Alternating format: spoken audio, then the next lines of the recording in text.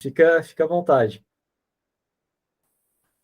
Então, tá certo. Então, boa noite a todos que estão aqui. Quero agradecer especialmente pela presença do Ricardo, né, que está vindo aí compartilhar conosco os seus conhecimentos e a sua experiência, a sua vivência com catadores, né, e com a inclusão deles de forma digna, com a conexão dos catadores, dos grupos de catadores com as prefeituras, com os atores todos da logística reversa, né? Porque é um grande desafio, são públicos totalmente diferentes, que falam linguagens diferentes, é tudo muito diferente. E a gente conheceu, teve a oportunidade, quando eu estava na CONCAP, de acompanhar o importante papel do Ricardo nessa com os grupos que existiam aqui, né, em Santa Catarina, especialmente eu conheci os de Florianópolis. Então, o Ricardo foi muito importante, porque muitas vezes a visão do gestor municipal é uma, do grupo de catadores em si é outra, dos empresários que precisam, são responsáveis pela logística reversa é outra, né? E conectar todos esses atores, assim, eu acho que o Ricardo ele é uma pessoa muito especial nessa tarefa difícil, né? Porque às vezes um vai muito bem com o catador, outro vai muito bem com o empresário, outro vai bem com o gestor público, mas juntar todo mundo não é fácil. Então, por isso, eu sugeri, né, a presença do Ricardo aqui nesse grupo hoje, né, na Câmara Técnica da ABS de Resíduos, para contar, né, a sua experiência, e aí eu passo a palavra já para ele, se eu puder. Marcelo, não sei se tu queres complementar alguma coisa antes disso. Não, na verdade, agradecer, né, dar também boa noite aos colegas que acabaram de entrar também na nossa reunião, mas vamos direto ao ponto. Muitíssimo obrigado, Ricardo. Flávia também por organizar, né, fazer o convite diretamente. Acho que esse é o momento tão esperado da noite. Por favor, Ricardo. Boa noite a todas e a todos. Agradeço imensamente o convite da ABS Santa Catarina, a gentileza das palavras da Flávia, né? A gente sempre fica, o ser humano, ele às vezes tem dificuldade de receber esses tantos cumprimentos, né? Eu tenho essa dificuldade, mas agradeço.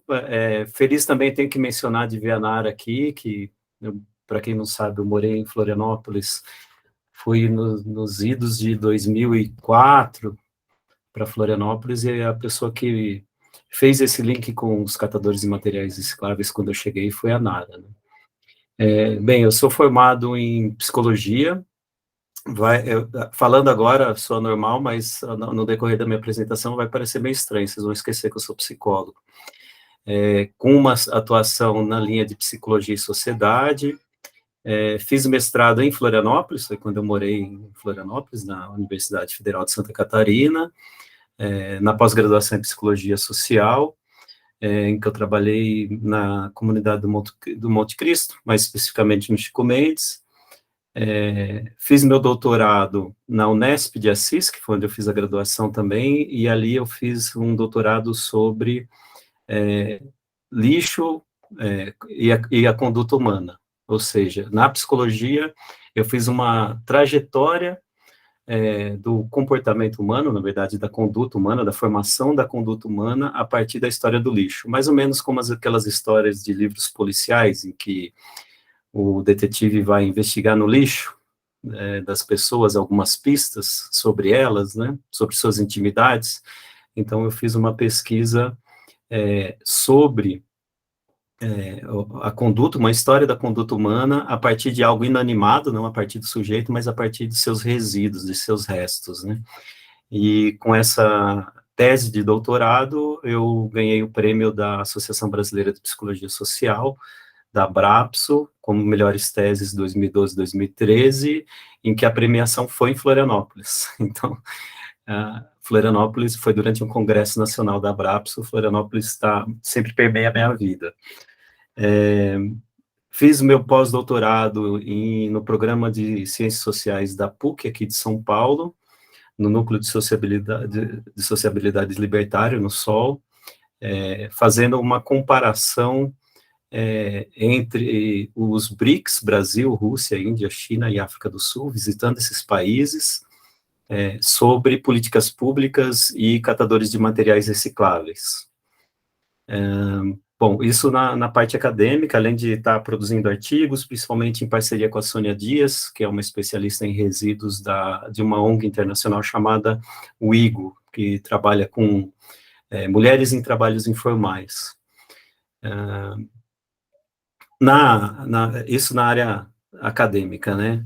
Meu trabalho com catadores de materiais recicláveis, ele se inicia na incubadora tecnológica de cooperativas populares da Unesp de Assis, já na graduação, em que a gente ajuda a fundar diversas cooperativas nos idos de 2001, na região do Oeste Paulista. Em seguida, durante meu mestrado em Florianópolis, eu começo um projeto piloto, em 2006, que era o Programa Demo para o Futuro, um programa de logística reversa que até hoje ele está em funcionamento, né, desde 2006. Esse projeto piloto foram em 5 municípios de Santa Catarina, Florianópolis, Lages, São Bento do Sul, Joinville e Blumenau, na época, né. Foi aí que eu conheci a Flávia também. E esse programa, ele é o primeiro programa de logística reversa do país, antes mesmo de ter a Política Nacional de Resíduos Sólidos. A gente tinha outros projetos, e aí eu já vou falando um pouco do tema, né, a gente tinha outros projetos que tinham começo, meio e fim, né, a gente teve da Nestlé, da Coca-Cola, que vai mudando de nome, vai mudando de formato, mas enquanto programa de logística reversa, com a mesma filosofia, com o mesmo formato, o programa Demo para o Futuro é o primeiro e o mais antigo deles no Brasil, hoje trabalhando com quase 200 cooperativas no Brasil todo. Comecei a trabalhar pelo SENAC como coordenador da parte de capacitação e assessoria técnica, e desde lá participei de alguns projetos pilotos desse mesmo programa, até trabalhar internamente no programa, hoje como gerente de logística reversa e economia circular do programa Demo para o Futuro, que é realizado pela ABPEC, Associação Brasileira das Indústrias de Higiene Pessoal, Perfumaria e Cosméticos, em parceria com outras 2 associações, uma no setor de produtos de limpeza, a BIPLA, e outra do setor de massas alimentícias, bolos e banhos industrializados, que é a BIMAP. Além disso, sou consultor técnico da ONU, a CEPAL, a Comissão Econômica para a América Latina e o Caribe, em economia circular e gestão de resíduos também, em que no último ano, metade do ano passado até metade desse ano, a gente fez uma assessoria técnica ao Fórum de Meio Ambiente do Senado, da Comissão do Meio Ambiente do Senado, Fórum Geração Ecológica, em que eu fiz o suporte técnico de um grupo de trabalho sobre economia circular e indústria, que tinha a Confederação Nacional das Indústrias, o Fábio Feldman, que já foi deputado, já foi secretário estadual em São Paulo do Meio Ambiente, fundou o SOS Mata Atlântica, também com o Observatório do Clima, Instituto Clima e Sociedade, a própria CEPAL, a BDE, e a Bifina, a indústria brasileira de química fina, né? Esses atores aí ajudaram, entre outras políticas, mas principalmente a redigir a Política Nacional de Economia Circular, que virou um projeto de lei que está hoje publicizado no site do Senado, a PL 1874, que discorre sobre Política Nacional de Economia Circular. Então, quem quiser consultar, ele está começando o seu processo, né, e vai ser uma peça bastante importante nos próximos anos aí, para começar a legislar sobre esse assunto que já está bastante aquecido no Brasil e que se aqueceu mundialmente logo depois da pandemia. Bom, eu fiz minha apresentação, e já inserindo um pouco o assunto, vou parar por aqui, não vou mencionar que eu fui artista circense por 10 anos, ou já mencionei, né, mas não vou entrar muito nesses assuntos, vou me manter apenas, né, no recorte que a gente está fazendo, né. Bom, eu vou compartilhar minha apresentação para a gente entrar agora especificamente no tema em que estamos todos aqui reunidos e reunidas. Bom, economia circular, logística reversa e aspectos socioambientais. Antes de mais nada, é importante dizer que esses assuntos, eles não são propriamente, em sua linha do tempo, colocados nessa ordem, né? Eu diria até que eles são colocados na ordem inversa, já aproveitando o conceito de reversa, né, de logística reversa, na ordem inversa de que está colocado o tema aqui. No entanto, como a economia circular, ela funciona como um grande catalisador agora de diversos temas, né? Então, já para apresentar um panorama geral da economia circular, eu vou fazer essa brincadeira inversa, né? Vou apresentar a economia circular a partir da geração e gestão de resíduos, né? Porque, como vocês vão ver um pouco mais para frente, a economia circular, ela tem diferentes aspectos e dimensões que depois foram sendo catalisados por esse conceito. Um deles é a questão da geração e gestão de resíduos, né?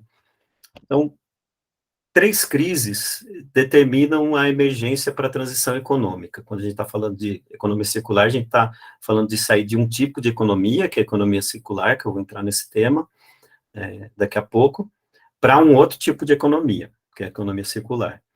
E 3 crises mundiais contribuíram para aquecimento e visibilização maior da economia circular. Um deles é a geração de resíduos sólidos.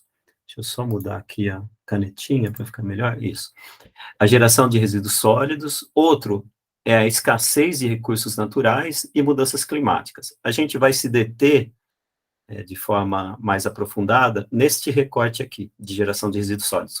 Mas é importante a gente apenas introduzir essas 2 outras questões. A primeira delas, a escassez de recursos naturais, é algo muito sério e muito presente hoje. A gente não está falando apenas de petróleo, dos combustíveis fósseis, né, desse risco de escassez, mas o que pouca gente sabe é que certos elementos da tabela periódica até 2050 podem desaparecer. E isso causa um drama na cadeia de suprimentos, principalmente de equipamentos eletroeletrônicos. Então, quando a gente está falando dessa transição para carros elétricos, por exemplo, não é algo muito simples, porque pode ser que várias componentes da bateria ou dos componentes eletrônicos para se fazer um carro elétrico encontrem dificuldades de escassez de materiais, de elementos até 2050. A União Europeia, por exemplo, ela define, hoje ela tem um mapa dos materiais essenciais, desses que são essenciais para a produção de eletroeletrônicos e que enfrentam uma escassez e que eles não têm uma autonomia sobre esses suprimentos em seu território e dependem de outros territórios, né? As mudanças climáticas, acho que todo mundo, a maioria das pessoas vem acompanhando os relatórios do IPCC, que demonstram que a gente tem uma aceleração do aquecimento global maior do que previsto há 5 anos atrás, por exemplo, né? Um dos efeitos que a gente vem sentindo não é, por exemplo, existe um erro de leitura, né? Falando, por exemplo, que vai chover menos, né? Na verdade, o problema não é que vai chover menos, é que a intensidade de chuva ela vai ocorrer num período menor de tempo. Então, aquele mesmo índice pluviométrico que acontecia ao longo de um mês, ele vai acontecer, e já está acontecendo, em 3, 4 dias, e isso causa os desastres naturais que estão acontecendo, assim como os períodos de secas também concentrados e de forma mais extrema. É por isso que a gente fala nessa tendência a climas extremos, né? E as mudanças climáticas, muitas vezes, elas não estão ligadas à falta de chuva, mas à intensidade dela em um período curto e depois a extensão de um período seco por mais tempo. Mas nos detendo à questão de gestão da geração de resíduos sólidos, né? Eu trouxe aqui alguns números, que imagino que, óbvio, que vocês sabem muito bem desses números, né? Mas a gente sempre precisa apresentá-los, né? De diversas fontes, por exemplo, um relatório da ONU América Latina, né, que fez sobre a América Latina, sobre geração de resíduos sólidos, a gente tem que em 2010, a geração de resíduos sólidos era de 436 mil toneladas na América Latina. Em 2014, 541 mil toneladas. Em 2050, a previsão de 670 mil toneladas, mais 25%. Aí a gente se pergunta, poxa, mas então, conforme essa curva, existe uma tendência posterior de estabilização. Bom, isso eles consideraram que na agenda que se tem até 2050, na agenda ambiental que se está fazendo, não apenas dos Objetivos de Desenvolvimento Sustentável, de 2030, mas todas as medidas que estão sendo tomadas até 2050 para diminuir o ritmo do aquecimento global, elas são variáveis que vão culminar numa estabilização, mas isso não é certo. Então, até 2050, cidades de grande e médio porte, em rápido crescimento, quase dobrarão a geração de resíduos sólidos em países de renda média, média baixa e de renda média alta. Os países de baixa renda, onde a maioria dos resíduos são dispostos em lixões a céu aberto, estão na trajetória de triplicar sua geração de resíduos sólidos urbanos até 2050. Um dado sobre o Brasil, aí aumentando essa lupa e trazendo para o Brasil, né, que a própria ABRELP, em seus relatórios anuais, nos apresenta, é que, por exemplo, a geração total de resíduos em 2010 foi de 66,7 milhões de toneladas. Em 2019, de 79 milhões de toneladas. A geração per capita, ano, é de 2010, 348 quilos, e 2019, 379 quilos. Já em 2001, foram gerados 82 milhões de toneladas e a geração per capita de 390 quilos por habitante. Então, a gente vê que e a gente está aí com 12 anos da Política Nacional de Resíduos Sólidos, né, elas não vêm apresentando efeito num principal componente para a gestão de resíduos, que é a mudança de comportamento do morador / consumidor, né, porque ele veste essas... Dependendo do recorte de problematização que nós temos, nós podemos focar tanto no morador, no cidadão, quanto no consumidor, na figura do consumidor, e aí são diferentes problematizações, diferentes ações que nós temos a depender com qual figuração a gente trata o ser humano. Né? Uma apresentação rápida sobre distribuição de municípios com iniciativas de coleta seletiva. Obviamente, um dado que a gente já supõe é que o Sul e Sudeste, os municípios apresentem maior número de estruturação de coleta seletiva. Veja, aqui a gente está falando de qualquer tipo de estruturação de coleta seletiva, né, não de altos percentuais, então pode ser que um município tenha abrangência de 10% de coleta seletiva, e mesmo se tiver abrangência de 100% de coleta seletiva no território municipal, às vezes a eficácia é de 2% a 3%. E isso a gente consegue medir, por exemplo, depois eu vou falar um pouquinho disso, nas cooperativas de catadores. Porque você pode ter abrangência, mas a eficácia, se todo o material é destinado para a cooperativa de catadores, você pode fazer um cálculo de inferência quanto que o município geraria a partir desse cálculo aqui de 390 quilos por habitante por ano, né? Quanto seria desses resíduos material reciclável, tirar ali uma porcentagem de rejeito e ver quanto que poderia retornar de embalagens, e aí você vai ver que a eficácia do município é de 2% a 3%. Né? É óbvio que a gente não deve generalizar, a gente tem números pelo próprio CNIR, pelo Sistema Nacional de Informação de Resíduos, sobre índices Brasil, e a gente sempre ouve sobre esses 2% a 3% de desempenho nacional, né, de retorno de embalagens e de materiais recicláveis em geral, mas se a gente vai fazendo essa análise por diferentes características de municípios, né, por exemplo, eu conheço diversos municípios no Brasil que trabalham com catadores e conheço diversos municípios em que o índice de retorno de materiais recicláveis é de 70%, muito acima desses 2% a 3%. E, efetivamente, a gente entra na questão dos aspectos socioambientais. Se a gente faz um comparativo nesse mapa, e aí dentro do programa, como tem tem hoje pouco mais de 180 cooperativas, quase 130 municípios. Os municípios, eles podem ter sistema de coleta municipal, sistema de coleta terceirizado ou sistema de coleta feito por cooperativas de catadores. o índice dessa eficácia que eu estava falando, quando a coleta seletiva é feita por catadores de materiais recicláveis, organizados em cooperativas ou associações, ele chega em torno de 17% de eficácia. Enquanto realizado pela própria prefeitura ou por terceirizado, o índice é de 7% de eficácia. Né? Por quê? Porque a cooperativa ela quer ver o caminhão cheio, né? Porque ela vai vender o material e esse material vai gerar sua renda, além de outras receitas, como a própria logística reversa. Né? Então, esses aspectos socioambientais, eles entram, e é preciso a gente mudar essa chave, né?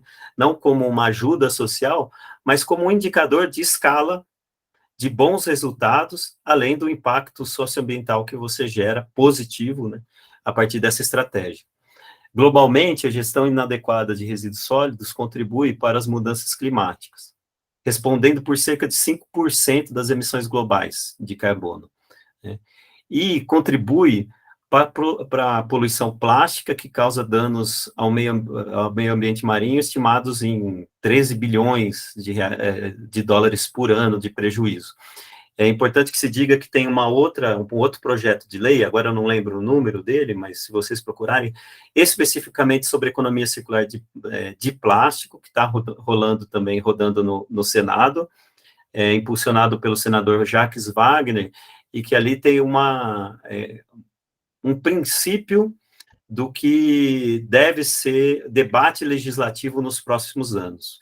Não entendendo esse projeto de lei já como algo pronto, né, porque ele vai passar por diversos debates, mas ali as problematizações sobre banimento de certos plásticos, por exemplo, plásticos de uso único, que vai aqui entrar no final da minha apresentação como uma problematização se a gente trabalha com a questão socioambiental também.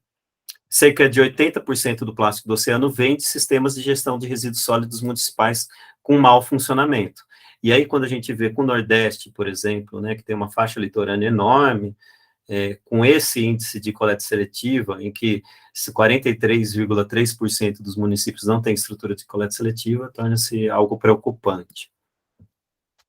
Passivos gerados pela inadequada gestão de resíduos sólidos, poluição do solo e lençóis freáticos, desperdício de recursos renováveis e não renováveis, desperdício de energia, porque você está perdendo material, e aí vocês vão ver que a economia circular é muito baseada nos cálculos energéticos e no valor energético que tem as riquezas naturais, né? E de manter o fluxo dessa energia o máximo de tempo possível em uso, né, antes de ser descartado. Perda de geração de emprego, trabalho e renda, principalmente no modelo brasileiro, em que as cooperativas de catadores de materiais recicláveis, conforme a Política Nacional de Resíduos Sólidos, a Lei 12.305 de 2010, define como prioritário dentro do sistema de gestão de resíduos municipal a participação de cooperativas e associações de catadores de materiais recicláveis. A poluição marinha, como eu estava mostrando, e a aceleração da crise climática pela questão da poluição. Então, voltando a essas três crises que determinam a emergência para a transição econômica, geração de resíduos sólidos, escassez de recursos naturais e mudanças climáticas, a gente tem aqui três princípios, a partir dessas três crises, três princípios que motivam a economia circular. Eliminar resíduos e poluição desde o princípio, manter produtos e materiais em uso pelo máximo tempo possível, e a partir desses dois princípios, um terceiro princípio que é regenerar sistemas naturais. A gente tem as economias verdes, né, que é algo objeto de estudo, de publicações e de práticas efetivas, a economia regenerativa, a economia restaurativa, a economia solidária, a economia circular, elas estão todas dentro desse mesmo tema com diferentes cortes, né? Então, como a economia circular, a economia solidária, ela trabalha principalmente nessa ação popular, a economia circular, ele tem esse viés industrial, né?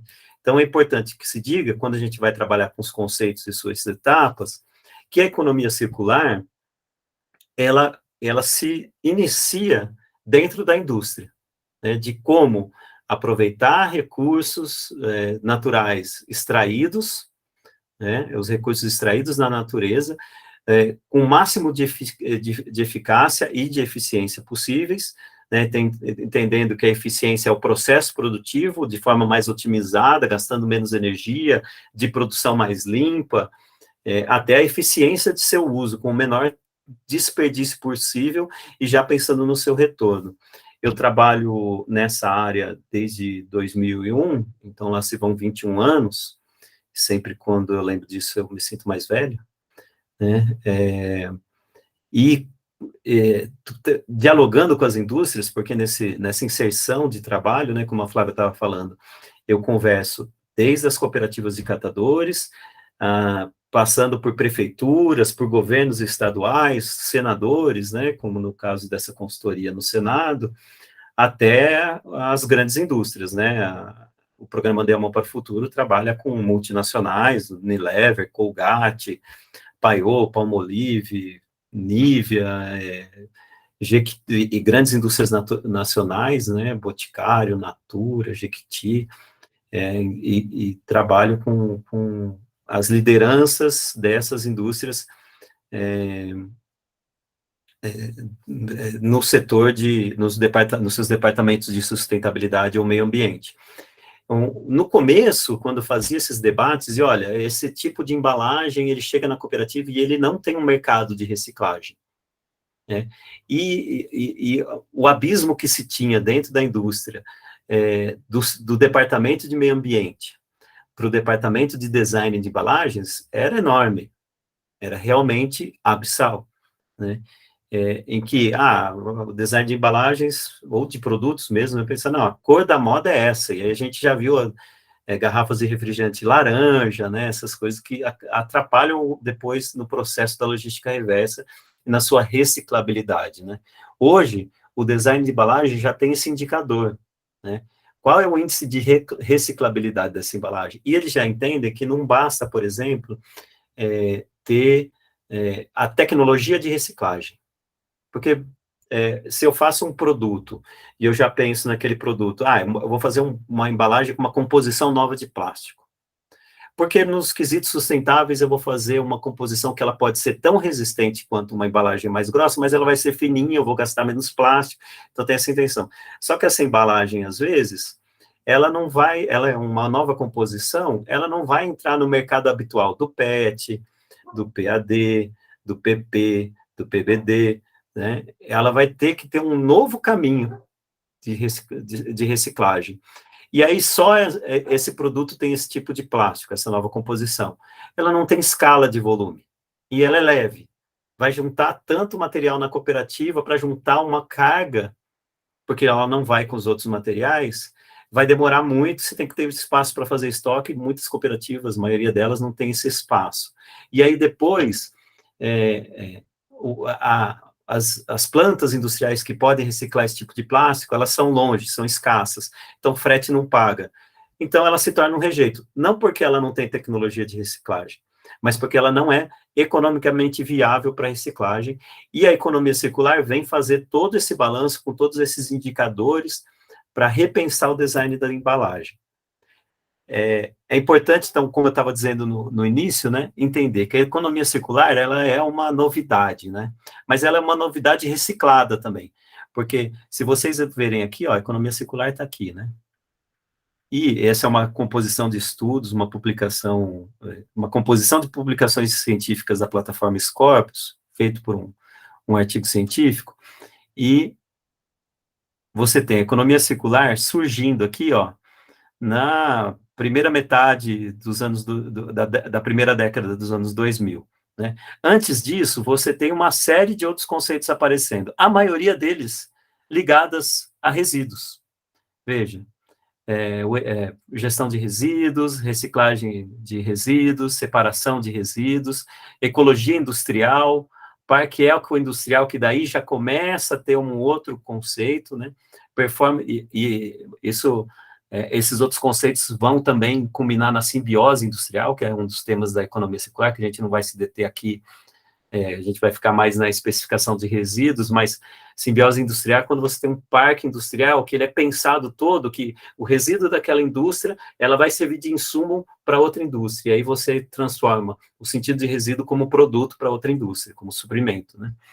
até logística reversa, cradle to cradle, que tem um livro sobre, né, do berço ao berço, biomimese, que é um conceito bastante interessante da economia circular, que é imitá-lo como solução fabril à natureza, né, encontrar na natureza suas soluções até chegar em economia circular. Então, a gente vê que ela é esse guarda-chuva de conceitos e de iniciativas. E aí, alguns conceitos são ensaiados, né, sobre economia circular. Uma das principais instituições que falam sobre economia circular é a Fundação Ellen MacArthur, e ela tem diversos ensaios para conceituar a economia circular. Eu pincelei um deles aqui. Uma economia circular dissocia a atividade econômica do consumo de recursos finitos, é um sistema resiliente, que é bom para os negócios, as pessoas e o meio ambiente. A economia circular é uma estrutura de solução de sistemas que aborda desafios globais, como mudanças climáticas, perda de biodiversidade, resíduos e poluição. Aí você lê isso aqui, você fala assim, bom, ele está falando, mas não está falando o que é economia circular. Talvez ele esteja falando da missão da economia circular, mas não o que é economia circular. Talvez a gente precise de um conceito mais técnico. E aí eu trago para vocês, assim, saído do forno, quer dizer, nem saiu do forno ainda, a ISO, ela tem um grupo de trabalho, né, que está fazendo uma ISO sobre economia circular. E eles já trabalharam diversos conceitos, alguns estão sendo afinados ainda, não está pronto, né, mas o conceito de economia circular tem grandes chances que ele permaneça do jeito que está aqui na tela para vocês. Por que eu estou publicizando isso, né? Eu participo de uma rede de economia circular da Confederação Nacional das Indústrias, e a própria CNI está nesse grupo de trabalho internacional da ISO, mas ele foi transposto, esse conceito, como a CNI participava desse grupo de trabalho do Fórum de Geração Ecológica na Comissão de Meio Ambiente do Senado, ele faz parte dessa PL sobre Política Nacional de Economia Circular, então, que já está publicizado, né? Então, a economia circular é um sistema econômico que mantém o fluxo circular de recursos. Então, o foco é manter recursos em circulação, recursos naturais, energia, né? Por meio da adição, a adição é o próprio processo fabril de extração de um recurso e de transformá-lo em produto. Então, você tem uma adição de valor, de retenção de valor, que é deixar esse produto em uso o máximo de tempo possível, eu vou destrinchar isso para vocês, e a recuperação de seus valores. A recuperação é a reciclagem. A reciclagem, ela está aqui nessa fase, né? Além de outros tipos de tratamento, como recuperação energética, coprocessamento, que fazem parte de estratégias de recuperação. E regeneração do ecossistema, enquanto contribui para o desenvolvimento sustentável. E todo mundo sabe que desenvolvimento sustentável está apoiado no tripé econômico, ambiental e social. Então, a partir daí, a gente já pensa, a economia circular, ela sai de dentro da indústria, ela é desenvolvida dentro da indústria. Como vocês veem essa PL de Política Nacional de Economia Circular, a gente vê na União Europeia, principalmente, no Chile, na China, nos Estados Unidos, diversas políticas públicas aparecendo para regulamentar e, às vezes, para incentivar, como dispositivos de incentivos fiscais, tributários e até incentivos financeiros, a economia circular. Então, o Estado se apropria do conceito de economia circular que vem da indústria. O próximo processo é esse, que é das temáticas e das demandas sociais se apropriarem desse conceito também. Então, a indústria hoje, ela vem entendendo que a economia circular não é mais um debate só dentro da indústria, ela é uma questão de política pública e ela está se tornando uma questão de desenvolvimento social. A circularidade se baseia em 3 loops que eu vou mostrar para vocês aqui de retenção de valor, tá? O primeiro deles, e esse é uma plataforma que eu indico sobre economia circular, é a Circularity Platform da ONU Meio Ambiente. Então, a gente tem aqui economia linear. Eu vou passar isso rapidamente, né, porque eu imagino que muita gente está introduzida no assunto de economia circular, que você extrai, faz o produto, usa e descarta, né? E alguns loops. Primeiro, do usuário para o usuário. Você pode recusar, né, diminuir o consumo de certas coisas, você pode reduzir o seu consumo, e você pode reutilizar. Então, as estratégias de reutilização, como, por exemplo, as roupas, você vender uma roupa para outras pessoas, você optar por comprar de segunda mão, o próprio carro que compra de segunda mão já é uma fase dessas, né? Que é do usuário para o usuário, né? Para vocês terem uma ideia, nos Estados Unidos, isso eu ouvi de indústrias falando, né? Os consumidores já compram uma roupa pensando no seu valor de revenda, assim como a gente compra um carro. Então, olha, eu vou comprar uma roupa, mas isso aqui tem valor de revenda, porque depois eu vou colocar. Então, tem mercado de segunda mão bastante aquecido. A fase do usuário para a indústria, né, ou para os negócios, né, business to consumer, o B2C, né, que se fala, em que você tem o reparo de produtos e equipamentos, que é o conserto deles, né, o recondicionamento e a remanufatura. A diferença entre recondicionamento e remanufatura é que recondicionamento é feito por diferentes negócios, que no recondicionamento eles podem inserir equipamentos e componentes que não precisam ser originais de fábrica, que podem ser já de segunda mão também, mas a ideia é de recondicionar e transformar o produto pronto para uso novamente. A remanufatura já é feita pela própria fábrica que produziu aquele produto, né? Então, por exemplo, a Renault, na França, ela faz a remanufatura das caixas de câmbio, em que ela contrata as famílias no entorno da sua fábrica para fazer essa remanufatura, e aí a gente já entra nesse aspecto social também, em que ela incentiva a atividade econômica com os moradores no entorno da fábrica. E a gente tem essa última fase, que é o business to business, né, do empresário para o empresário, que é tanto da reciclagem, né, quanto do reaproveitamento, aí, como reaproveitamento energético, processamento. Na verdade, essa plataforma aqui, ela nem considera reaproveitamento energético como uma ação de economia circular. Por quê? Diferentes plataformas instituições têm diferentes abordagens. A ONU não considera reaproveitamento energético, eu estou falando de incineração, né? Porque ela tem só um ciclo, ela não promove outros ciclos. O reaproveitamento energético, ele vai fazer a incineração do resíduo, vai transformar em energia e depois acabou. Não tem mais um retorno desse ciclo, né? Bom, e por fim, porém mais importante, o início disso tudo, que é a redução pelo design. Então, você repensa o design das embalagens, dos produtos, para ter uma redução do seu início, tá? Dados relevantes sobre economia circular. Um cenário ambicioso é que uma economia mais circular tem o potencial de reduzir as emissões globais de carbono em até 3,6 bilhões de toneladas de dióxido de carbono e equivalentes por ano até 2050. A adoção de estratégias circulares, é importante dizer que o setor energético para redução de CO2 corresponde a 55% do que tem que ser reduzido. E a economia circular pode responder a outros 45%, aos outros 45%. A adoção é importante que se priorize, né? E aí a gente pode já falar de resíduos, né? Setores que têm maior impacto para a gente não agir em diferentes setores, né, e ficar perdido nisso. Aço, cimento, plástico e alumínio são 4 desses setores que correspondem aí a 40% até 2050 de objetivo de diminuir as emissões globais de dióxido de carbono equivalentes. E, entrando no tema de transição justa, que é esse segundo tema que eu quero tratar para entrar já na questão dos aspectos socioambientais, essa segunda e última parte, né, da minha fala, é que a Organização Internacional do Trabalho estima que um crescimento líquido de 6 milhões de empregos em todo o mundo pode ser esperado até 2030, notadamente a gestão de resíduos e reciclagem e nos setores de serviço, modelos de reparo e aluguel. Então, por exemplo, reciclagem é óbvio, né, a gente vai tratar isso, mas vou dar um outro exemplo. Os celulares, a gente tem diversas lojas que vendem novos celulares, né? Mas a gente tem muito pouco dos próprios fabricantes, aí estou falando de remanufatura, lojas que consertam os celulares ou que fazem o recondicionamento, a remanufatura desse celular.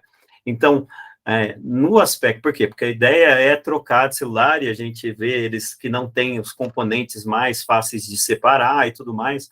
A ideia é que isso mude e que as marcas, as grandes marcas de celular, possam ter o mesmo número de lojas das suas próprias marcas, né? Lojas delas, né? De conserto, de manufatura, de recondicionamento desses equipamentos. Então, você oferece serviços também, e uma outra infinidade de serviços que você pode fazer. Tem até iniciativas, a Holanda, né, que é um dos territórios seculares mais famosos, de parte da população que não tem nem mais geladeira, que faz um outro processo, né, de uso, às vezes, de geladeiras comunitárias nos próprios condomínios, né, para diminuir a quantidade de consumo de equipamentos eletroeletrônicos e tudo mais. Então, benefícios gerados pela reciclagem nesse sentido. A redução do uso de recursos, quando são utilizados materiais reciclados em vez de matérias-primas virgens, recursos naturais e energia são extremamente poupados. A redução de despesas, porque somadas as despesas com impactos ambientais e econômicos, a opção pela reciclagem representa 20% dos custos produtivos comparando com o uso de matéria-prima virgem. Ou seja, 80% mais barato. Né, optar por PCR, que é a resina pós-consumo, resina plástica pós-consumo, por exemplo. A transição justa para a economia circular, que é a geração de trabalho, emprego e renda, que é uma realidade nas iniciativas de reciclagem em países com diferentes realidades. E aí a gente entra na questão da transição justa. Por que eu falo começando pela reciclagem? Né? Veja, a transição justa, ela tem como conjuntos de princípios, né, processos e práticas orientados para a equidade e justiça social, relacionados à força de trabalho, ao cenário de transição para a circularidade, contribuindo para a profissionalização em novos mercados de trabalho, criação de oportunidades, promoção de trabalho decente, inclusão social e erradicação da pobreza. Quando a gente fala de economia circular, a gente pensa logo, e vocês viram os conceitos, eles são técnicos. Né? Ótimo, a gente tem uma iniciativa técnica aí, como eu estou falando com diversos engenheiros, né, e eu sou um psicólogo, é preciso lembrar que a ideia de política ela é uma junção entre técnica e polis. Portanto, não adianta a gente ter a técnica sem pensar que ela vai ser inserida numa polis. Se ela é inserida numa polis, ela é determinantemente política. Então, a transição para a economia circular não será apenas uma transição tecnológica, ela provavelmente também será intensamente política. Isso significa interesses sociais envolvidos nisso. Isso significa também a gente desenvolver um ponto de vista ético sobre essas tecnologias. O que isso significa? Para desenvolver o exercício ético, né, é garantir a discussão, o debate, né, não um embate, mas um debate, né, de diferentes stakeholders, diferentes partes interessadas. Né? Então, a participação ativa para legitimar esse tipo de política pública é extremamente necessária. Qual é o risco se a gente não fizer isso, se não considerar essa dimensão social, e aqui eu estou falando em sociedade, né, da questão social. Se a gente não considerar a justiça social no processo de transição para a economia circular, aumenta o risco de altas taxas de desemprego imediato. Eu posso criar tecnologias que fazem uma produção mais limpa, mas que não geram emprego, principalmente trabalho decente. Isso pode causar uma pressão popular, ou até populista, contra medidas de sustentabilidade, falando que essas medidas, elas causam desemprego, e a gente volta a estaca zero. Para isso, a gente precisa de ações planejadas, como determinação de setores prioritários, reconhecer diferentes níveis de intervenção. A gente, por exemplo, quando a gente fala de transição energética, ela começa essa discussão dos Estados Unidos, com diminuição do uso de carvão. Diminuição de uso de carvão é bom, é menos poluente você passar por uma hidrelétrica, por matrizes de energia limpa. Mas isso causou uma onda de desemprego em diversas regiões do país. E não foi feita essa transição de capacitar essa população para entrar em outros mercados, principalmente nesses de energia limpa. A gente, no Brasil, agora está vendo esse boom de placas fotovoltaicas, né? E, por exemplo, a gente tem aí as matrizes de combustíveis fósseis. O que vai fazer com esses trabalhadores se a gente diminuir o consumo dessas matrizes? Talvez capacitá-los para entrar no mercado de instalação de placas fotovoltaicas possa ser uma das soluções. Processos participativos, como eu estava falando, e cooperação internacional. Porque, por exemplo, a União Europeia, ela vem criando requisitos de importação de material, de materiais e produtos, que tem que ter princípios de economia circular. E se não houver esse sentido internacional, né, a gente vai estar perdendo espaço. Ainda sobre essa abordagem social, então é possível pensar que nos diferentes etapas produtivas se pense nos aspectos sociais. E quais são esses recortes? Então, na fase de cadeia de suprimento, envolver países e comunidades que dependem de mineração, extração de recursos e agricultura, e pensar políticas de emprego, de mudança, de transição, como eu estava falando nos exemplos que eu acabei de dar. No design de manufatura, desenvolver, capacitar os trabalhadores para que eles atendam a essas novas demandas. Na distribuição do uso, principalmente, mudar o comportamento dos consumidores naquelas fases que eu estava falando do usuário para o usuário, de redução, de consumo mais consciente, de mudança de uma mentalidade e comportamento. E, no final da vida, melhorar as condições de trabalho para quem trabalha com esses resíduos, fundamentalmente os catadores de materiais recicláveis, por exemplo. Os mineradores, como é dito internacionalmente, ou os escavadores, como é dito na África do Sul. E aí a última parte, né, aspectos da logística reversa e os aspectos socioambientais. A gente tem... Por que a economia circular no Brasil, a gente começa falando sobre reciclagem? E em grande parte do mundo, porque as políticas públicas referentes à economia circular, a mais trabalhada das fases que eu mostrei para vocês é a da reciclagem. No Brasil, políticas sobre reciclagem são as mais estruturadas dentro do tema de economia circular. Né? A gente tem as primeiras cooperativas no Brasil surgindo no início da década de 90, a gente tem ainda, nos anos 90, diversos municípios fazendo a integração de catadores nos processos de gestão de resíduos municipais. O Fórum Lixo e Cidadania, em 1998 para 1999, Encontro Nacional dos Catadores de Papel, e aí quem quiser saber como foi transformando o catador desde a era medieval, pode pesquisar sobre a minha tese de doutorado, porque tem um capítulo sobre os personagens do lixo e como eles se transformam dos catadores de papel para catadores de materiais recicláveis. Em 2001, que é quando eu começo a trabalhar nessa área, o primeiro encontro nacional de catadores de materiais recicláveis em Caxias do Sul. Em 2002, o catador de materiais recicláveis é reconhecido como um profissional pela Classificação Brasileira de Ocupações, a CBO, do Ministério do Trabalho. Na Política Nacional de Saneamento, a Lei 11.445, de 2007, as cooperativas de catadores são dispensadas de licitação nesses casos, de gestão de resíduos e de coleta, por exemplo, eles não precisam entrar em licitação e a contratação pode ser direta. E a mais famosa delas, a Política Nacional de Resíduos Sólidos, que coloca, como eu falei, o catador como prioritário, as cooperativas de catadores como prioritárias na gestão de resíduos municipais. Em 2012, é feito o Acordo Setorial de Logística Reversa, que vai culminar nesses diferentes programas de logística reversa. Eu sei que o Fernando Bernardi já fez uma fala com vocês, né? Então, não preciso me deter tanto a esses processos de logística reversa. Tem diversos programas hoje que trabalham, diversos modelos, programas estruturantes que trabalham com as cooperativas de catadores, fundamentalmente, estruturando essas cooperativas, esquemas de crédito e tudo mais. Sobre esses programas estruturantes, só me deter aí 1 minuto nesse slide, né? É preciso se pensar diferentes fases. Quando se trabalha com aspectos socioambientais, na área de economia circular e logística reversa, a gente não pode já partir do princípio como de compra e venda de crédito. É inclusiva a compra e venda de crédito? Hoje no Brasil é. Por quê? Porque antes disso houve 20 anos, né, desde 2001, nesse processo, de estruturação das cooperativas. Quando a gente começou com a fase do acordo setorial em 2012, eu participei desse desenho também, sei lá, 5% das cooperativas emitiam nota fiscal.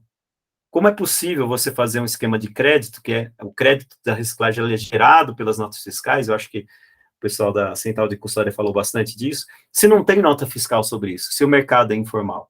Então, programa estruturante significa ter uma fase 1, em que você estrutura a cooperativa, por exemplo, sobre 2 anos, e que você tem um investimento fixo, que você coloca metas para as cooperativas, mas que essas metas sejam estruturantes, ou seja, que elas não sirvam para balizar o investimento que vai, e que não sirvam para penalizar caso a cooperativa não cumpra a meta nos 24 meses, falar, não, você vai ter que continuar cumprindo a meta.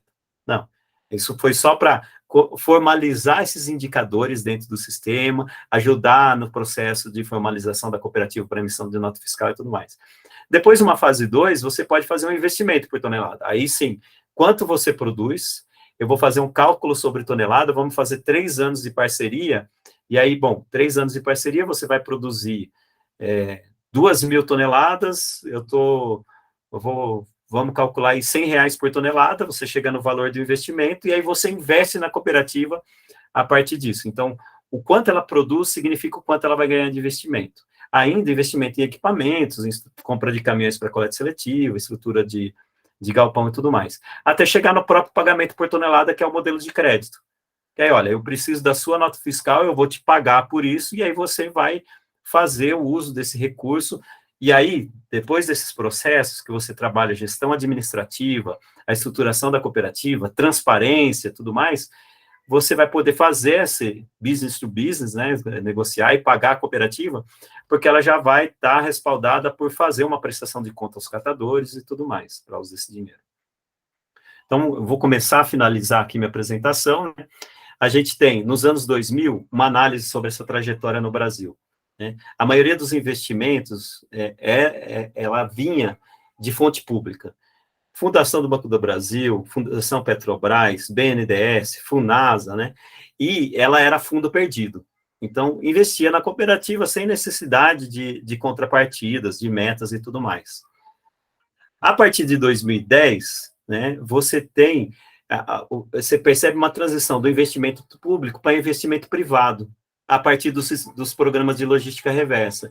Esse investimento privado, ele já exige um retorno de metas, de comportamento, tudo mais, e aí você tem uma reeducação das cooperativas para responder a essas indústrias usuárias de embalagem, né? Eles precisam atingir esse... Só que para a cooperativa ser inserida nesse... Gente, só um minutinho. Sem problemas, Ricardo. Vocês me desculpem, viu? Mas esses momentos nos tornam muito mais humanos, não te preocupe, não. Eu não posso ouvir minha filha gritando na porta e fingir que não está acontecendo nada, vocês me desculpem. Certeza, tá? Com certeza. Não, fica à vontade. Senta aqui comigo. Vem cá. Vamos participar aqui com o pai, ó. Oi, como é que é o nome dela? Yara. Yara, nome bonito, Yara. Tudo bom? Não pode estar falando de algo humano, algo social, né, e não fazer isso em casa. Nossa, fica super tranquilo. Então, agora a gente pode continuar. Então, o que isso significa, né? As cooperativas, você tem um investimento público, o que é bom, mas é ruim porque você não tem uma cobrança de resultados. A gente viu muito investimento mal feito nas cooperativas também. E aí, em contrapartida, você tem um investimento privado na segunda década de 2010, na segunda década dos anos 2000, né, que exige retornos e tudo mais. Mas esses investimentos privados também têm pré-requisitos. Um mínimo de produção, um mínimo de organização, né? Às vezes você faz uma fase estruturante nos primeiros 2 anos e essa cooperativa não responde, e aí ela sai do programa. O anuário, qual que é o resultado disso? O anuário da reciclagem, por exemplo, ele mostra que nós temos 1.850 cooperativas. No entanto, a gente tem 650 cooperativas em programas de logística reversa. A gente tem um mundo de cooperativas ainda, 2/3, que não tem uma estrutura para ser integrada no sistema de logística reversa. O que a gente chega de conclusão nisso? Não basta investimento público ou investimento privado. Nós precisamos desses 2 tipos de investimento para atender cooperativas capacitadas no investimento privado e para atender cooperativas que precisam de estruturação sem exigência de um retorno de investimento público. A questão do plástico, em específico, é um problema, porque a gente vê uma mobilização, né, de uma transformação de uso do plástico, e a gente precisa considerar isso ambientalmente, mas ela pode gerar um efeito social muito grave. Hoje, as cooperativas, 22% da sua tonelagem é plástico, de venda, em peso. Mas o plástico corresponde a 44% do seu faturamento. Esse foi o único material que não caiu de preço no pós-pandemia, a crise econômica ali falta de mercado e tudo mais, o preço dos materiais recicláveis subiram muito no ápice da pandemia. E agora eles caem, né, e o plástico não, porque tem esse movimento de economia circular de inserir resina pós-consumo, de resina plástica pós-consumo, né, inserir esse material na cadeia e ele cria valor. Só que se você tem uma diminuição do uso do plástico, até uma redução drástica, como que você vai fazer com os catadores? Né? E se você tem determinados plásticos que podem desaparecer, esses plásticos devem ser, então, priorizados. Lembra que eu falei de priorizar certos setores? Dentro de um setor do plástico, também priorizar certas ações. Os de menor reciclabilidade, os plásticos de uso único, que tem os mais leves, esses têm que ser eliminados primeiro, para a gente pensar também nesse impacto social. Por fim, algumas provocações, né? Então, a economia circular envolve abordagens de pensamento sistêmico, que incluam mudanças no sistema de valor, políticas ambiciosas para internalizar custos externalizados, novas abordagens de produção, de consumo, de distribuição, de investimento, né? Mas também precisa realmente levar em consideração a inclusão como um componente orgânico de sua conceituação, como eu estava mostrando para vocês os conceitos, ainda não é considerado. Espera-se, então, que os catadores não sejam invisíveis ou alocados em um papel subalterno, como um subtrabalho, né? E investigar as possibilidades e limitações do sistema da economia circular inclusivos é crucial para a ampliação do seu conceito, bem como para produzir intervenções políticas, pesquisas nessas áreas, projetos práticos que possam, assim espero, aprimorar os meios de subsistência, particularmente dos trabalhadores pobres. Esse é o final da apresentação, deixo aqui o meu contato e fico aberto para perguntas. Deixa eu ver aqui, Ara, se o pai passou muito. Acho que não, né? Eu consegui dar conta. Passei um pouquinho do que eu queria, mas... Nossa, Ricardo, não, sempre não te preocupe nem um pouco em relação ao tempo, né? É sempre muito bom a gente acompanhar uma oratória e uma linha de raciocínio tão completa, né, em cima do teu, enfim, da tua trajetória, né? Então, sempre é muito bom ouvir pessoas como você tratar de um assunto, né, que a maneira como tu expõe parece muito simples, obviamente que os desafios são imensos, mas é muito, muito legal. A Thay, né, Thay? Levantou a mão para uma questão. Thay, fica à vontade. Quero agradecer a Flávia, né, a Abs, por oportunizar essa conversa contigo, Ricardo. Muito legal os teus apontamentos. No começo da apresentação eu estava só ouvindo, agora eu consegui aparecer por aqui. Eu fiz algumas anotações, também para aproveitar a oportunidade de conversar contigo. E às vezes, assim, né, é uma troca, a gente fica criativo com as tuas ponderações, e vai que a gente também acaba te provocando lá nos teus trabalhos, né, nas tuas consultorias. Então, eu trabalho no SNIS, né, eu coordeno o módulo do SNIS de resíduos sólidos, então alguns dos dados que tu apresentou ali são bem conhecidos, né, e é lógico, né, tem essa inquietação também sobre alguns assuntos, né. Primeira coisa que eu observo muito é concorrência sobre algumas questões que também são abordadas aliás, que tu colocou que não é mais abordado pela economia circular, né, que é a questão da recuperação energética, né.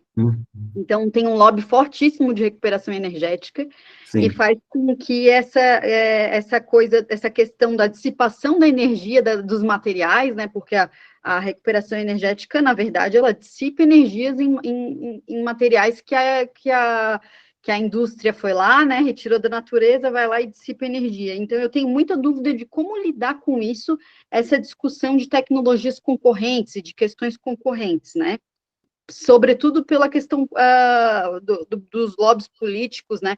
Eu vi que tu comentou na questão do teu currículo que tu faz parte de consultorias de várias associações, né, e aí também tem essas associações que acabam querendo trazer que elas não vão ser concorrentes, mas na verdade vão, assim, né? Não tem como não ser, por causa de escala, e a gente entende sobre isso, né? Sobre essas questões. Eu também anotei aqui outros pontos que eu queria colocar, Desculpa, aqui que eu fiz aqui anotado. É que tu colocou várias questões aqui sobre... precisam fazer... várias coisas precisam ser feitas, né? E aí, o que não bate, assim, às vezes, na minha cabeça? Não tem como deixar tudo isso para o acordo setorial. Por que eu acho que não dá para deixar tudo para o acordo setorial? Porque o acordo setorial também não quer que se deixe de se consumir, né? Então, a gente tem aí uma discussão de consumo, ele também necessita que o mercado esteja aquecido, né? E aí fica essa coisa, né? Os acordos setoriais, eles não conseguem alcançar dimensões necessárias. Hoje a gente publicou um dado de que apenas desde 2015 o país recupera dos RSU apenas 2%, né? O indicador do ODS que a gente lançou. Então, como deixar isso apenas na mão do acordo setorial, se o acordo setorial, às vezes, é protecionista dos seus objetivos, né? E aí, fazendo uma crítica que é preciso ser feita, né? Eu sei que os programas são belíssimos, constroem coisas super importantes, mas a gente precisa fazer com que isso se amplie de uma maneira muito maior, né? Então, assim, eu fiz outras anotações, depois até vou tentar conversar contigo diretamente para não tomar o espaço da reunião inteira, mas vou deixar esses pontos aqui e quero te agradecer mais uma vez pela tua belíssima contribuição e por ter colocado o pulguinha aí atrás da nossa orelha para a gente continuar aí animado no caminhar para Santa Catarina. Santa Catarina é um estado que está entre os maiores números aí de recuperação de resíduos, mas a gente sabe que isso é uma ideia um pouco cheia de ilusão, né? Porque tem muito para evoluir, né? Não dá para ficar confortável na comparação com outros estados, né? Com certeza. Obrigada mais uma vez, viu, Ricardo? Tayana, eu agradeço as provocações, adoro. Adoro uma provocação. Sobre recuperação energética, né? A primeira coisa que a gente tem que pensar é sobre análise de ciclo de vida dos materiais, para saber quais as suas melhores aplicações, né? Fazendo essa análise, a gente tem, por exemplo, posso dar o exemplo do plástico, que vai, né, recuperação energética vai muito cair nesse poder calorífico do plástico, em que a gente, fazendo análise de ciclo de vida, a gente percebe que a viabilidade para a solução reciclagem, né, é de alguns plásticos, não são de todos os plásticos, né? Tem diversos artigos que falam aí, PET, PP, PAD, e alguns outros materiais que caem nessa viabilidade da reciclagem, porque você tem mais de um ciclo, né, 3 ciclos, 4 ciclos, até perder o seu valor de reciclagem, né?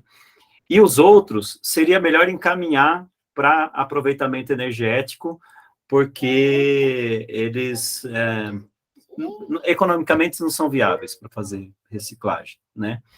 Mas outros artigos falam, sim, esses outros, eles não são viáveis para reciclagem, mas a solução não é mandar para o aproveitamento energético, porque incorre nesse segundo ponto que você falou, vai conseguir continuar consumindo na ilusão de uma solução, né, que é uma solução que na Europa já parou de ser expandida, né, e vão continuar com as mesmas plantas, né, porque não é uma solução de baixa emissão de CO2, por exemplo, né. A solução é não produzir esse tipo de plástico, não consumir. E a gente vê diversas... eu não vou vestir aqui a camisa, né, do setor industriário, não é essa a função dessa fala, né, mas eu não posso deixar de citar diversas iniciativas que a gente pode ver de embalagens, da embalagem ter o mesmo material, dela ser feita inteira de PET, ou dela ser feita inteira de PP, desses materiais principais de plástico, para ela ser encaminhada para reciclagem, né? Então, tem algumas iniciativas de design de embalagem, e é importante que se diga, a economia circular, ela é feita pelas indústrias. Então, ela não complementa em redesenhar as embalagens, né, numa redução do consumo, mas numa padronização de consumo, para já pensar no encaminhamento desse material para reciclagem, e até com as legislações, apertando nas questões de metas de retorno de embalagens, já pensar que é bem menor custo você trabalhar com plásticos clássicos, de você não inventar outras composições de plástico, para poder conseguir atingir essa meta, né? Inclusive, a gente vê um grande aumento de inserção de PCR, de resina plástica pós-consumo, nas embalagens que são feitas hoje em dia, né? Agora, a questão mesmo do reaproveitamento energético, ela, né, assim, politicamente, ela tem um embate que vem acontecendo no Brasil, que é isso que você estava falando, né? Mas eu me detendo a questão técnica, né? Ela é uma solução para o jeito errado que a gente vem fazendo hoje de solução sobre embalagens, né? E que eu vejo, a gente fez uma pesquisa sobre circularidade das embalagens, um aumento da preocupação de aumentar o índice de reciclabilidade das embalagens para que elas sejam destinadas para reciclagem, né? A gente vê agora, tem um decreto, uma minuta de decreto em consulta pública sobre logística reversa do plástico, não sei se vocês estão acompanhando isso, né?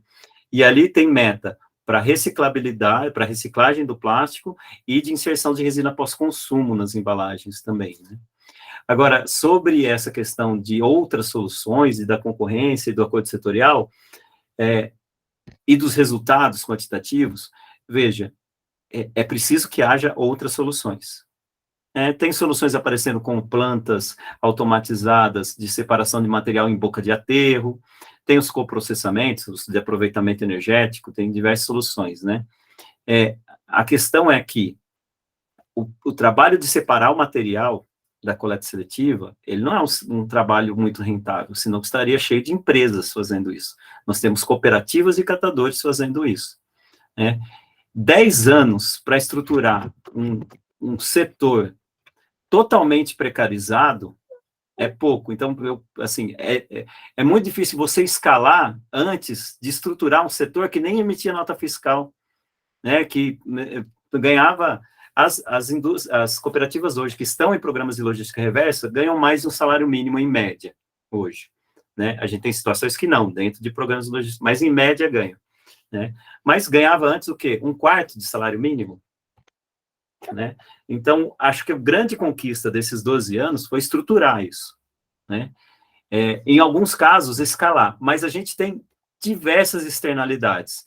Hoje, as cooperativas, elas, do jeito que elas estão, e, em média, elas estão 50% do que elas podem ser, né, em média, essas participantes de programas de logística reversa, como eu falei, tem 2/3 de outros que podem chegar nesse nível, elas estão 50%, 70% do seu desenvolvimento organizacional produtivo, né, e elas ficam 30% do seu tempo parado no dia, porque falta material.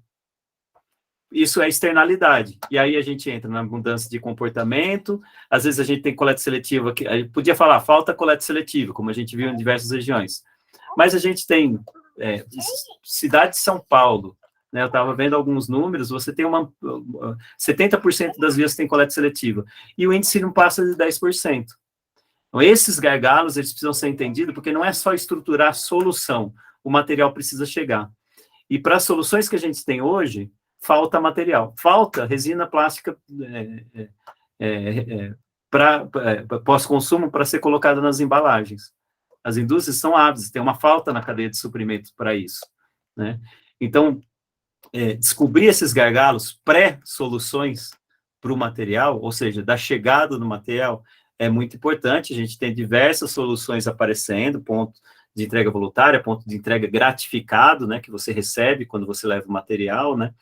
Mas ainda é pouco, e eu acho que essa, como psicólogo, essa é uma pesquisa que eu estou desenhando de se fazer, o que é efetivo para mudar comportamento? O que seria efetivo para se mudar um comportamento, né? Porque as campanhas ambientais, elas não têm muito resultado, se você vê esse índice de participação, né? Marcelo, eu só queria fazer e Flávio, eu só queria fazer uma réplica sobre isso, porque eu acho que é importante até do ponto de vista do nosso grupo aqui, que eu acho que a gente trabalha em relação a saneamento, né? Eu acho que é justamente esse ponto. Onde que está o gargalo, né? Essa sutileza aí entre a economia e o saneamento, né? Então, as coisas precisam ser triadas e a coleta seletiva precisa acontecer. Isso tem que ser estabelecido com os municípios e tal. Isso é saneamento, né? E aí o escoamento disso dentro da economia, eu acho que tem essa interface, né, entre as duas coisas. Mas isso precisa estar bem colocado e precisa ser discutido, porque o que a economia não tem interesse vira problema de saneamento. E aí o custo vem para o cidadão, e a gente sabe, a Flávia conhece isso, né, da vida dela inteira, né? Que depois acaba sempre a prefeitura que tem que resolver, a CONCAP que tinha que resolver, né? Que se vire e que resolva, né? Então, acho que a gente precisa discutir muito isso, porque aqui em Brasília, por exemplo, isso é tratado como, isso é problema da economia. Reciclagem é problema da economia, não é aqui com a gente, isso aqui a gente não discute, a gente mede, mas a gente não resolve, né? Então, a partir do momento que não se cobra não se paga pela triagem, não vai ter interesse em triar, né? E é serviço de saneamento, a triagem, né? Então, acho que a gente precisa discutir um pouco melhor esses conceitos, porque enquanto não se tem esse olhar e essa clareza do que é economia, do que é saneamento, o problema realmente fica sem solução, fica problema de ninguém, né? Sim, o jogo de empurra, né? O problema ele tem que ser distribuído entre todos, né? Acho que o conceito de responsabilidade compartilhada na política nacional de resíduos sólidos, ele é um conceito que pode ser bastante efetivo, mas que ele precisa ser mais trabalhado. A gente tem 10, 12 anos de política, a gente acha que é muito, que é isso, né? Onde que a gente encontra resultados em escala? Mas numa situação totalmente desestruturada, 10, 12 anos perto desde a década de 50, de industrialização, né? Ou a trajetória de monopolização do lixo, né? Do serviço de limpeza pública, principalmente os serviços privados.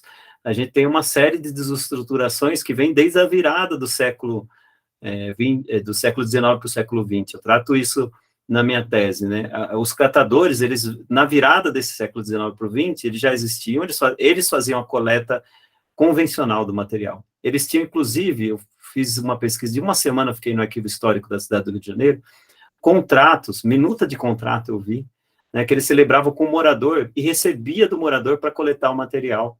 O morador, inclusive, deixava a porta aberta da sua casa, o cara entrava lá e pegava o material sem nem bater na porta, na relação de confiança. Só que daí foi visto que isso dava lucro. E aí, a Câmara Municipal, por exemplo, do Rio de Janeiro, regulamenta, regulamentação, vamos regulamentar, tal, ótimo.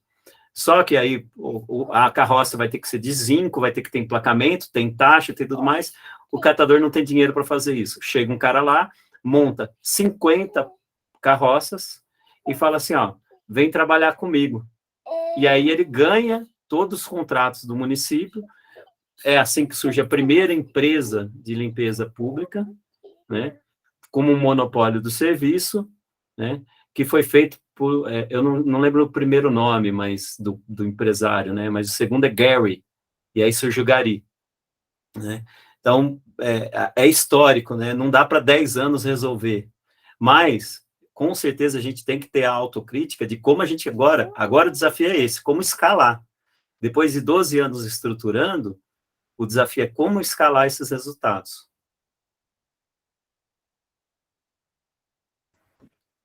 Excelente, perfeito. O Ney levantou a mão, na sequência o Jonathan. Ney, fique à vontade. Olá, boa noite a todos. É uma satisfação aí estar com esse peso dessa galera que discute a causa ambiental, a Flávia, minha madrinha. Ricardo, parabéns pelas palavras. Eu sou educador ambiental da Companhia de Melhoramento da Capital, atual Secretaria do Meio Ambiente, já há 20 anos. Vem fazendo um trabalho diferenciado. A Flávia foi minha madrinha durante muitos anos, né? O tempo que ela ficou na empresa, aprendi muito com ela e eu só estou continuando o que ela ensinou. E, Ricardo, o que eu me deparo todos os dias, falando sobre logística reversa, eu acompanho as cooperativas todo dia e a gente apoia 8 cooperativas em Florianópolis. E o que a gente vê dentro da cooperativa, o que os cooperados não estão conseguindo vender é gigante.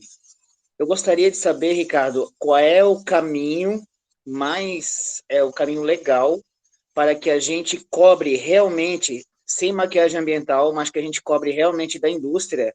Quem que a gente pode entrar em contato, Ministério Público, Papa, sei lá quem for, para que as indústrias que, quando chegar o material na cooperativa, que ele não consegue vender para o atravessador, que a indústria tenha a responsabilidade, através da lei, que nós conseguimos em Florianópolis, ou qualquer outra cidade, cobrar que a indústria dê essa destinação a esse material e ela não fique só com esse olhar de, eu não estou vendo, não é meu. Então, quer dizer, quando ela vende o produto é dela, quando ela faz merchandising é dela, mas quando chega na cooperativa que eles não conseguem vender, aí não é mais dela, não. Então, eu gostaria, como educador ambiental, como artista plástico, sei lá, como ativista, como ambientalista, uma solução mais direcionada para essa logística reversa realmente funcionar. Porque eu vejo que parece que a gente está tentando fazer e não acontece. Eu gostaria que se pudesse falar sobre essa pergunta, né? Então, se puder, eu agradeço e eu vou procurar junto com outras pessoas que estão também nessa dificuldade, outras cidades, outros lugares, para que a gente consiga dar uma real destinação aos resíduos que sobram na ponta da esteira ou da mesa de triagem. Ney, eu te conheço não é de hoje, cara, você não lembra de mim, mas quando o projeto piloto do programa em 2004, eu trabalhava no Senac, e aí ia fazer as reuniões da Concap, você estava sempre junto, visitei o museu que você idealizou, organizou, fomentou e fez de tudo, né, para o museu. Então, um prazer falar contigo, e o mundo dá voltas, encontrar você aqui é bastante bacana, tá? Obrigado pela sua participação. Assim, esse problema, né, de embalagens que não tem essa viabilidade, ele é, assim, bastante grave, né, e ele tem diferentes vias de abordar. O programa, por exemplo, que eu trabalho, né, sempre que a gente encontra uma embalagem dos setores, das 3 associações que trabalham, a gente leva lá para eles. E a gente teve, não vou citar aqui, né, porque não seria ético, mas a gente teve diversas embalagens sendo retiradas do mercado por causa disso. Às vezes, boas ideias que nasciam, né, esse produto, porque tem uma pegada ambiental, um discurso, a embalagem, né, às vezes ela não tem reciclabilidade, não tem mercado e tal, e ela foi tirada do mercado. Agora, outros caminhos, além desses, de ativar programas de logística reversa, que sabe que tem aquela indústria, né, investindo naquele programa, você ativar Ministério Público, uma das saídas, né, mas outra, principalmente, é fomentar políticas públicas. Hoje a gente tem diversos decretos estaduais que vêm aparecendo sobre logística reversa. Florianópolis, Santa Catarina, provavelmente está desenhando o seu, e é imprescindível a participação da sociedade, né, para que instale ali dispositivos dentro dos decretos que pensem, que façam esse tipo de abordagem, que pensem no problema daqueles materiais, daquelas embalagens que não têm mercado, né, e causar não só uma visibilidade, né, mas também trabalhar nessa solução mais demorada, que é a construção de políticas públicas. Então, você tem ações mais imediatas, né, que identificar programas de logística reversa, que tem aquelas indústrias, né, se você entra nos programas, tem as marcas ali, né, e entrar em contato, quando não consegue contato com a indústria. Ministério Público, ativar Ministério Público, que seria a médio prazo, e num longo prazo, trabalhar com política, na construção de políticas públicas. Obrigado. Ótimo, obrigado pela contribuição, né, e pela dúvida, Ricardo. Bom, passo a palavra para o Jonathan. Jonathan, fica à vontade também, tá? Opa, Ricardo, tudo bem? Então, meu nome é Jonathan, né? Sou engenheiro sanitarista ambiental e participo da Novo Ciclo, que é uma empresa que trabalha, é uma iniciativa que trabalha principalmente com o gerador do resíduo, né? Com a conscientização e e trabalhando com parceria com as cooperativas para fazer uma coleta e a destinação desse resíduo para as cooperativas, né? E, e eu queria, né, parabenizar pela apresentação, foi ótimo, né, aprendi muito aqui, né, e obrigado pelo grupo também por disponibilizar essa ótima discorrer sobre esse ótimo tema, né? E eu fiz duas perguntas, eu acho que uma já se tornou assim meio que redundante, mas eu até queria complementar, que é como a gente vê a industrialização dessas cooperativas e qual seria o futuro imaginado para a industrialização e crescimento dessas cooperativas para alcançar essa problemática do setor, porque a problemática só cresce, né? A quantidade de resíduos só cresce, a gente não espera que tenha uma diminuição de consumo, na verdade, pelo que a gente vê, pelo que a gente vê do mercado, né? Das indústrias e tudo mais, né? Eu acho que não é nem o interesse, né? Do sistema implementado. E como tu vê, assim, pelas iniciativas que tu já viu nesses 20 anos de trabalho, né, que funcionou bem com essas cooperativas para acelerar esse processo, ou se há programas públicos programas privados em parceria com as cooperativas para melhorar essa administração, ou se ou se a formação de grandes cooperativas, né, a união de grandes cooperativas seriam mais interessantes, né, para a gente conseguir atacar essa problemática, né, com mais efetividade. E eu acho que a segunda parte também é como tu vê, né, o pagamento pelo serviço do trabalho de triagem dos catadores. Porque, pelo menos, eu acho que é uma visão da minha empresa e talvez até minha mesmo, assim, que o que eu enxergo é que os catadores, hoje em dia, eles são reféns do preço do material reciclado.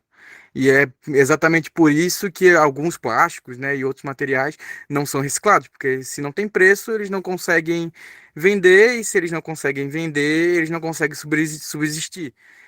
Existe, como tem várias iniciativas, né, de logística reversa, né, que faz um determinado pagamento por essa tonelagem triada, mas no que não representa o maior ganho para a subsistência desses catadores, né? E aí também vem uma problemática que eu acho que é até legal, né? Que várias das cooperativas não são cooperativas de fato, como decorre a lei de 71, né? Como uma cooperativa, como da agroindústria normalmente, etc, etc. São cooperativas de trabalho.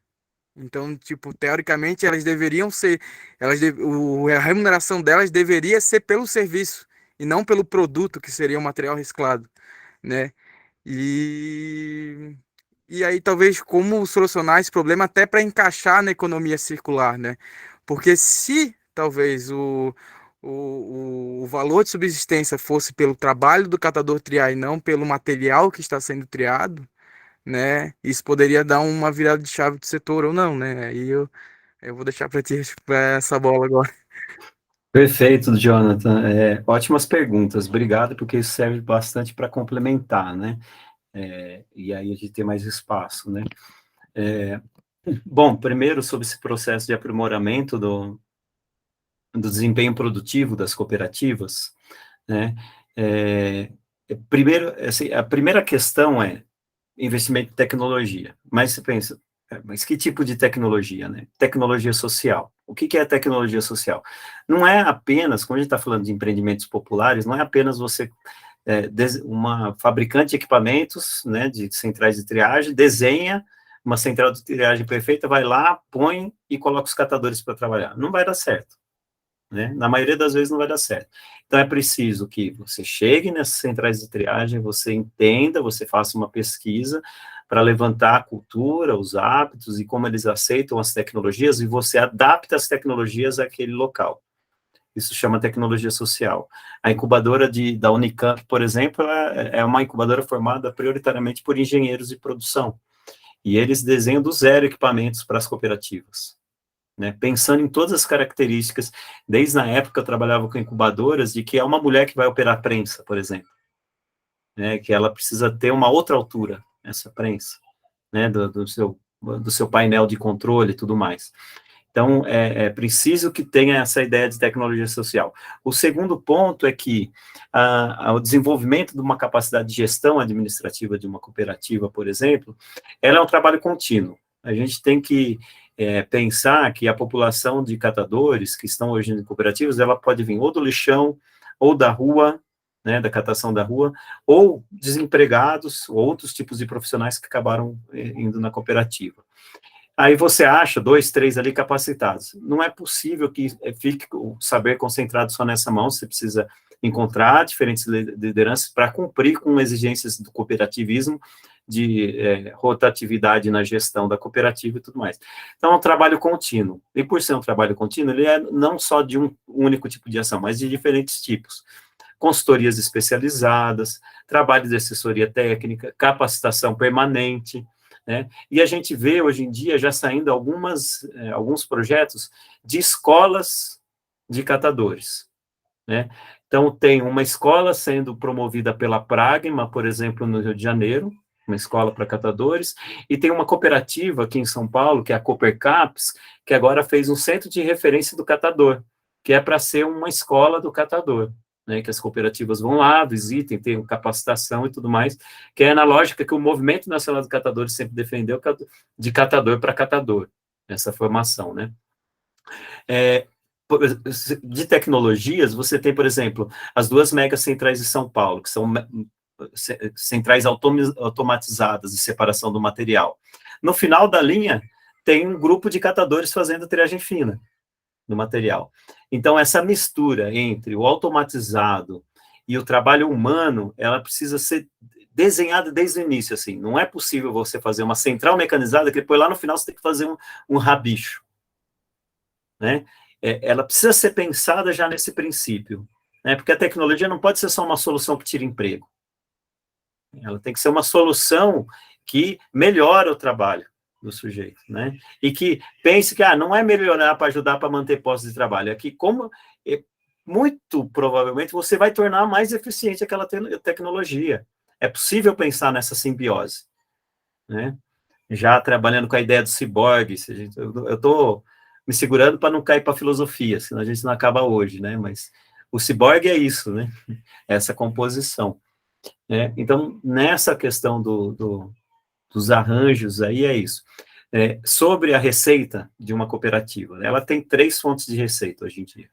Ela tem o trabalho de venda dos materiais, ela tem o da logística reversa, como eu mostrei para vocês, você tem a fase 1 estruturante, a fase 2, que é investimento por tonelada, né? Conforme o desempenho da cooperativa, você faz, ela com aquela produção, ela vai ter aquele investimento, quanto mais ela produz, mais investimento ela tem, mas ela recebe os equipamentos, a estruturação, e no final, você tem o pagamento por tonelada, que essa é a segunda receita que a cooperativa tem hoje. O cálculo feito, né, por exemplo, o programa Delmon para o Futuro, que é o que eu posso falar, né, a gente fez um cálculo com 80 cooperativas no Brasil todo, fazendo o estudo de viabilidade econômica daquela cooperativa, pensando que o catador ia ganhar no mínimo um salário mínimo, com todas as exigibilidades da lei do cooperativismo. Todas, os 40% de insalubridade, tudo, descanso semanal remunerado, tudo, descanso anual, tudo, né?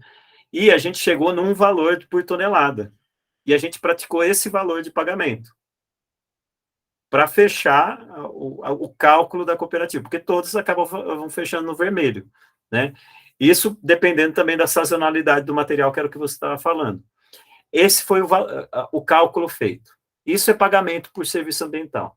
Agora, a gente tem as diversas soluções, né, de mercado, de crédito, de leilão e tudo mais, que é um preço de mercado. Isso não é pagamento por serviço ambiental, porque é um preço de mercado. Se tem mais procura daquele material fica mais caro. Se tem menos procura, você paga menos. Então, você não está pensando a partir da viabilidade do negócio. Você está no puro mercado de procura e oferta, né? Isso não pode ser considerado nenhuma crítica ao modelo. Só não pode ser promovido como um pagamento de serviço ambiental, porque não é. Porque ele é regulado pelo mercado e não pelo valor de serviço.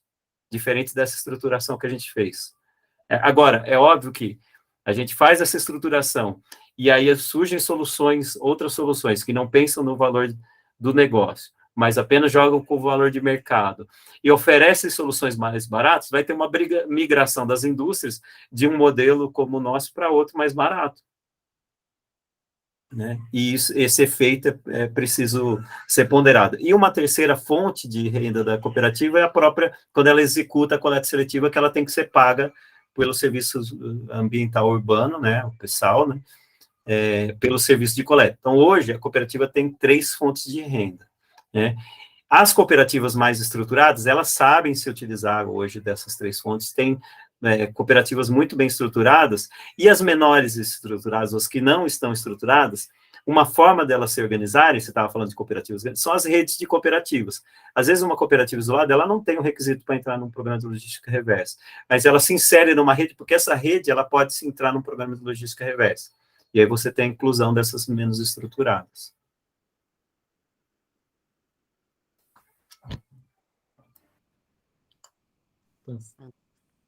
Obrigado, Ricardo. Não, acho que já foi bom para complementar e aquecer as conversas. É, obrigado pelas respostas. O papo tá bom Excelente. demais, né? Então, excelente, Jonathan. Obrigado também pela tua contribuição nessa noite, nessa palestra. Gente, a nossa expectativa, né, era de fazer uma reunião ali de 1 hora. Obviamente que o assunto ele puxa muita coisa, né? Mas eu sei que, né, as pessoas têm seus compromissos. Amanhã também, né, o dia começa cedo para muita gente. A Yara também, não vamos deixar, né? Não vamos roubar mais tempo do pai da Yara. Mas, Ricardo, eu queria realmente te agradecer, tá, pelo tempo que tu disponibilizou para a gente, né? Esse trabalho todo, ele é voluntário, então isso enaltece ainda mais, enriquece ainda mais, né, a contribuição de cada profissional nesse fórum de discussão, né? O nosso grupo, como eu falei, né, tem esse propósito, né, de trazer diferentes profissionais, embora alguns atuem em temáticas semelhantes, né, mas é super importante a gente ter essas visões, né, enfim, diferentes óticas em cima de de um tema só enriquecem o debate. De novo, te agradecer a Flávia, a Mauana pela organização, a Andrea também, né, que nos apoiou sempre desde o início da formação da Câmara Temática, que agora está partindo para outros voos, né? E eu só também agradeço a participação de todos os colegas que também se interessaram e tiveram com a gente nessa noite. A gente deve fazer mais uma reunião ainda esse ano, na verdade, explorar mais um tema, provavelmente com uma reunião de fechamento das atividades desse ano, né? E, sem dúvida, para o ano que vem, né, caso algum colega que esteja hoje com a gente, também no nosso grupo de WhatsApp, queira, né, ingressar no nosso núcleo gestor, a gente gosta de chamar dessa forma, para também não ficar muito pesado para ninguém, onde um grupo aí de 6, 7, às vezes um pouco mais, pessoas se ocupam, né, às vezes aos pares, de organizar cada uma dessas reuniões, para a gente, né, manter esse ritmo de jogo, vamos dizer assim, que é sempre muito bom. Os finais dessas reuniões, para mim, é sempre muito energético, é muito legal, porque, claro, está todo mundo na sua rotina, nas suas atividades, às vezes alguns colegas com atuações diferentes, né, mas que se apaixonam, né, que gostam do tema. Então, para mim, é super legal também conhecer outras pessoas, discutir, conversar, debater, né, como bem falou o Ricardo, e não gerar embates, mas debates, isso é super importante. Enfim, a gente passou a deixar alguns recadinhos ali no chat. Esse vídeo de hoje, essa transmissão vai ficar disponível no perfil da ABS SC no YouTube, né? Assim que for publicado, a gente avisa vocês, mas todas as últimas reuniões já estão lá disponíveis, né? Caso algum de vocês não esteja no nosso grupo de WhatsApp, a gente também deixou o link ali para vocês. Então é isso. Eu não sei se a Flávia está aqui com a gente, eu sei que também ela tem alguns compromissos, mas se quiseres uma palavrinha final, Flávia, só para... Estou aqui, estou aqui. Nossa... Ah, ótimo. Como tu fosse a nossa condutora hoje, né, a organizadora desse evento, eu faço questão, né, que tu traga aí uma mensagem final, por gentileza. Então, olha, eu queria agradecer a todos os participantes, mas especialmente o Ricardo, né, que fez uma apresentação muito consistente, densa, trouxe muita informação, deixou um monte de gente com minhoca na cabeça, que eu tenho certeza, né? E a gente tem essa vantagem do Ricardo ter amor por Florianópolis, vir morar aqui, então não pensa que a gente vai te esquecer, essa galera vai te ligar e vai te explorar. Brincadeira, brincadeira. Mas, assim, eu acho que foi muito... trouxe muita informação consistente, de uma forma muito fluida, eu fiquei toda orgulhosa aí do meu convidado. Tá certo? Então, muito obrigada mesmo por essa oportunidade e pela presença de todos, e eu creio que muitas pessoas acessarão esse encontro, e outros assistirão novamente, eu acho, porque é muita informação, né? Então, foi muito legal. Muito obrigada, então, pela tua presença, Ricardo. Flávia, primeiramente, muito obrigado a você pelo convite, né, pelo convite pessoal aí, para a gente se conhecer. Super feliz em encontrar a Naro, Ney, pessoal que já conheço, que há muito tempo eu não via, né, muito tempo eu não via. Agradecer a Abs pelo convite. Tem um grande amigo que está aqui também participando, que eu vi que ele está aqui, que é o Rafael Furlan, que também está nessa trajetória há muito tempo. Me coloco à disposição, né? Como a Flávia mesmo disse, Florianópolis mora no meu coração, né? Tenho mulher e filhas nascidas aí, então um grande beijo para todo mundo, né? Saúde e liberdade. Obrigado. Muito obrigado, Ricardo. Obrigada, querido. E uma ótima... Arro. E uma ótima noite a todos, gente. A gente vai mantendo vocês atualizados das próximas reuniões, tá? Um abração. Até uma Valeu, próxima. pessoal. Um abraço. Valeu, Ricardo. Ó, quero um padrinho que nem tu, hein? Valeu, gente. Pode contar comigo.